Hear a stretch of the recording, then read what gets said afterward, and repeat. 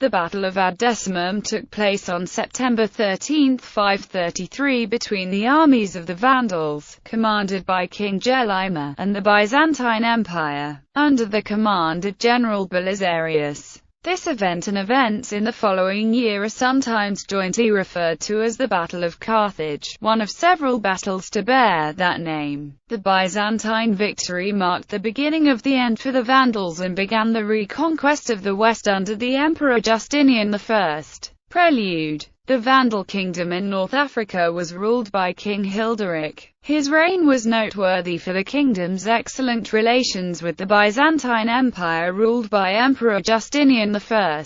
Procopius writes that he was a very particular friend and guest friend of Justinian, who had not yet come to the throne, noting that Hilderic and Justinian exchanged large presents of money to each other. Hilderic allowed a new Catholic bishop to take office in the Vandal capital of Carthage, and many Vandals began to convert to Catholicism, to the alarm of the Vandal nobility. Hilderic rejected the Arian Christianity that most Vandals followed. However, in 533, Hilderic was overthrown and killed by his cousin Gelimer. Gelimer began persecuting non-Arian Vandals, and many fled to the Byzantine Empire. Justinian sent Byzantine general Belisarius to reconquer the former Roman province of North Africa. The Byzantines would march up the coast to Carthage, the Vandal capital. Preparation. Ad Decimum was simply a marker along the Mediterranean coast 10 miles south of Carthage. Gelimer, with 11,000 men under his command, had advance warning of the approach of Belisarius' 15,000-man army and chose to take a strong position along the road to Carthage near the post marker. He divided his forces, sending 2,000 men under his nephew Gelimer across the Salt Pan in an effort to flank Belisarius' army, which was advancing in narrow columns along the road.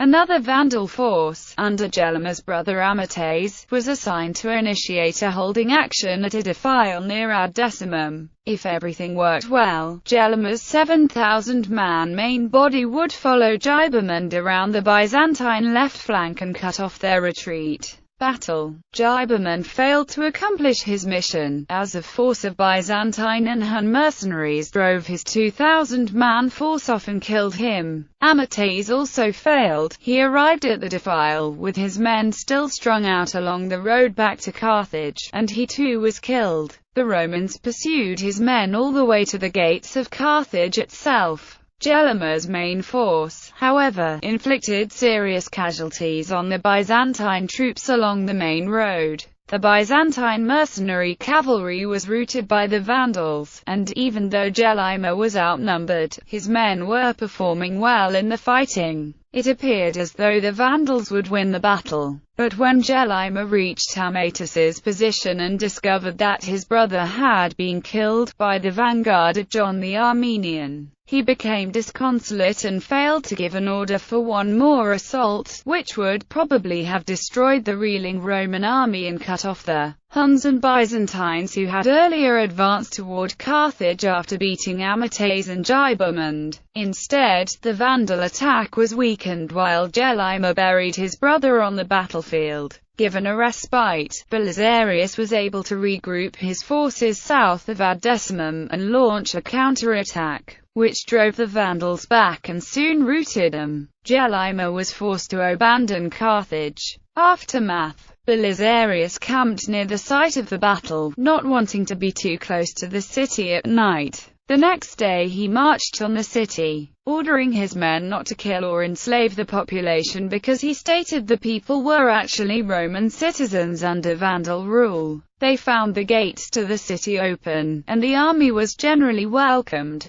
Belisarius went straight to the palace and sat on the throne of the Vandal king. He then set about rebuilding the fortifications of the city, and his fleet sought shelter in the Lake of Tunis, 5 miles south of Carthage. After a second defeat at the Battle of Tricamarum later in the year, the Vandal kingdom was all but ended.